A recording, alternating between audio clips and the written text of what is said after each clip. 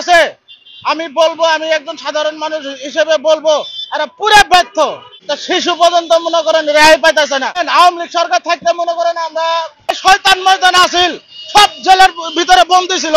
আমরা সরকারের কাছে আজকে একটাই দাবি চাচ্ছি যে আমাদের দাবি হচ্ছে ধর্ষণের বিরুদ্ধে বিচার চাই, সুষ্ঠু লুটপাট হয় নাই, এত রাহাজানি হয় নাই। বর্তমান পুলিশও যেরকম মনে করেন অসহায়, ধর্ষণকারীদের এমন আইন করেন যাতে মনে করেন ফাঁসি হয়, আর না হলে যাবজ্জীবন হয়। বর্তমান যে বাংলাদেশের পরিস্থিতি, বর্তমান যে আইনের অবস্থা, বর্তমান মনে করেন একটা শিশু পর্যন্ত মনে করেন রেহাই পাইতেছে না। তাইলে এরা কি দেশ চালাবো, এরা কি সংস্কার করবো? বর্তমান মনে করেন এরা সংস্কারের নামে মনে করেন বাংলাদেশকে মনে করেন ধ্বংস করতেছে। এরা সংস্কারের নামে বাংলাদেশকে অস্থিতিশীল করার জন্য মনে করেন আজকে বাংলাদেশের মানুষকে পর্যন্ত মনে করেন ধুলোসাৎ করবে নাকছে। আজকে আমরা সাধারণ মানুষ মনে করেন রাস্তা দিয়ে পর্যন্ত মনে করেন হেঁটে যাবার সাহস পাই না। তার কারণ বর্তমান যারা মনে করেন উপদেষ্টা আছে, আমি বলবো, আমি একজন সাধারণ মানুষ হিসেবে বলবো এরা পুরো ব্যর্থ। দেশ চালানোর এদের কোনো অভিজ্ঞতাই নাই। তার কারণ দেখেন বর্তমান মনে করেন জায়গায় জায়গায় মনে করেন ধর্ষণ, চুরি, ছিনতাই, রাহাজানি, আপনার লুটপাট। তাহলে কি মানুষ কোন শান্তিতে আছে? দেখেন বর্তমানে এটা শিশু পর্যন্ত মনে করেন আপনার রেহাই পাইতেছেন এখন হাত থেকে।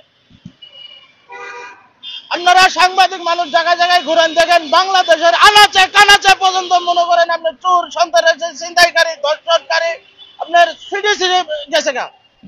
আওয়ামী লীগ সরকার থাকতে মনে করেন আমরা মনে করেন এত মনে করেন লুটপাট হয় নাই, এত রাহাজানি হয় নাই, এত হয় নাই। তার কারণ মনে করেন এটার উদ্দেশ্য একটাই, এটার উদ্দেশ্য হলো একটাই, আওয়ামী লীগ সরকারের কারণে মনে করেন হাসিনা সরকার যে ছিল, মানুষ বলে স্বৈরাচার সরকার, তাহলে ওর আমবিলে মনে করেন যত মনে করেন এই শয়তান ময়দান আসিল, সব জেলের ভিতরে বন্দী ছিল।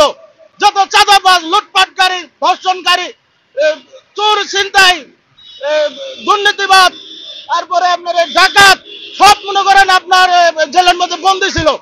আর এই সরকার এসে মনে করেন তামান শয়তানা করে দিছে ছাড়িয়ে। তাহলে দেশের মধ্যে লুটপাট হবে না তো কি হবো? দেশের মধ্যে সন্ত্রাসী কার্যক্রম হবে না তো কি হবো? দেশের মধ্যে মনে করেন ধর্ষণ হবে না তো কি হবো?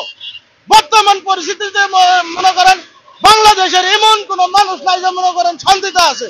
তার কারণ একটা রাস্তাঘাট নিরাপদ নাই। তার বর্তমান যে মানুষের একটা বাসা বাড়ি, ওই বাসা বাড়ির মধ্যে মনে করেন নিরাপদ নাই। তাহলে কি আছে আইন শৃঙ্খলার মধ্যে? দেখেন বর্তমান পুলিশও যেরকম মনে করেন অসহায়, সেরকম মনে করেন আমরা মনে করেন সাধারণ মানুষ যারা আছে তারাও অসহায়। তার কারণ বর্তমান আইনের কোনো ব্যবস্থা নাই, আইন প্রশাসনের কোনো নাই। তার কারণ পুলিশ যদি কোনো কিছু বলে, পুলিশ এক মনে করেন বানায় দেয় আওয়ামী লীগের দোষর, তাহলে পুলিশ এখানে কি করবে? এখন আমরা যে আসিয়ার যে ধর্ষণ মামলার এই বিচার আমরা সর্বোচ্চ কি দাবি করছি? আমরা এই ধর্ষণকারী যে আছে, এই পুরা দেশের মধ্যে যারা ধর্ষণ করবে নাকছে, এদেরকে আমরা ফাঁসি চাই। এদের এমন সাজা হওয়া দরকার যাতে ফাঁসি হয়। তার কারণ এরা আবার 2-1 মাস জেল খাটি মনে করেন এরা আবার বাড়ায় আবার কি কাণ্ড শুরু করবে। অতএব এই সরকারের প্রধান যাই আছেন, প্রধান উপদেষ্টা আছেন, আমি তার দৃষ্টি আকর্ষণ করে বলছি, সেনাবাহিনী প্রধানকে দৃষ্টি আকর্ষণ করে বলছি, এই ধর্ষণকারীদেরকে কঠোর ব্যবস্থা নেন। এই ধর্ষণকারীদের এমন আইন করেন যাতে মনে করেন ফাঁসি হয়, আর না হলে যাবজ্জীবন হয়। তার কারণ এরা যাতে জামিন না পা, আমরা সাধারণ মানুষ মনে করেন এই কামনা করছি। আসিয়ার মতো ছোট্ট একটা বাচ্চা, তার বয়স 7 কি 8 বছর বয়স, তার মতো মেয়ে একটা সাধারণ মানুষ কিভাবে এটা? কেন আমাদের দেখেন বর্তমান আমি তো বললামই, বর্তমান আইন ব্যবস্থা বলতে মনে করেন কোনো জিনিস নাই। যদি থাকতো তাহলে এরকম মনে করেন অরাজক সৃষ্টি হতো না।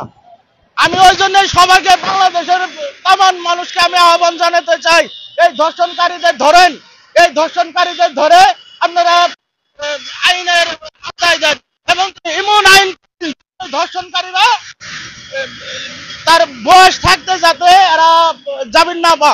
আর আমি এদেরকে ফাঁসি দাবি করছি, এই ধর্ষণকারীদের ফাঁসি দাবি করছি আমি।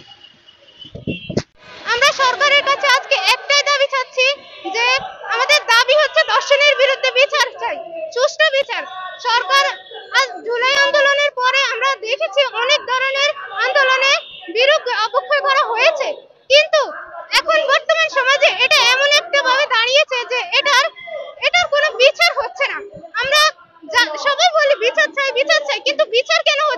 সেটাই